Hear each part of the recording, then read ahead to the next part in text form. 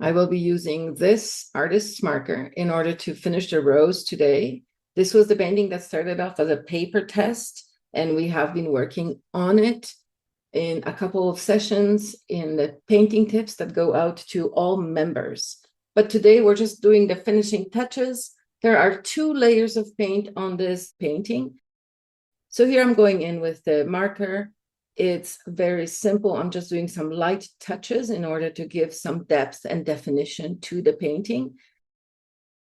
The other way to do it would be to do some fine lines with a dark paintbrush, with very thin paintbrush, but it is easier to do so with a fine liner. This type of artist liner is great for that.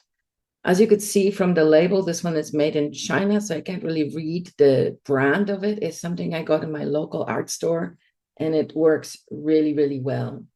So I'm not even connecting the lines. If you can take a look here, some of the lines are not at all connected, but overall, the rose pops from the painting.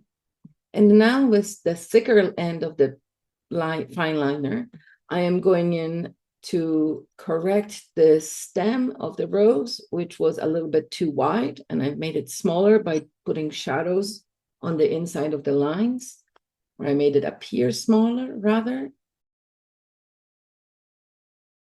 And I'm just straightening some of the stems that we have put shadows on in the previous painting tips for members video.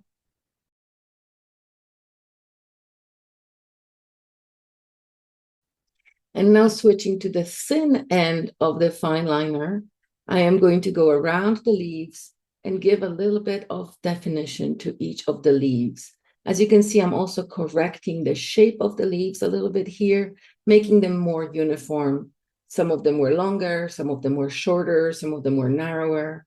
So in several of these leaves, I am now controlling the perception of them via these fine lines.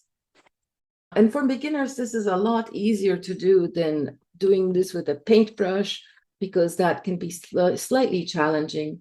Here I am making this leaf appear a little bit shorter so that you can see the bottom and the top. It's a little bit on the inside of the line. And that way it's more uniform with the rest of the leaves. And this one, well, this one's folded over, you see? There you go. That's how we fix that one. And now most of the leaves match. Coming in with some veins in the leaves, we have to just give them a little bit of a touch of a definition so they don't seem so flat. Here, just a quick few lines creating that depth. And this one's folded too, you see? And there you have it. The rose is finished, and our paper test has turned into a lovely little postcard that you can give to a friend, use as a birthday card, or even frame to put in your bathroom or in your kitchen or any place that you can use a little tiny pop of color.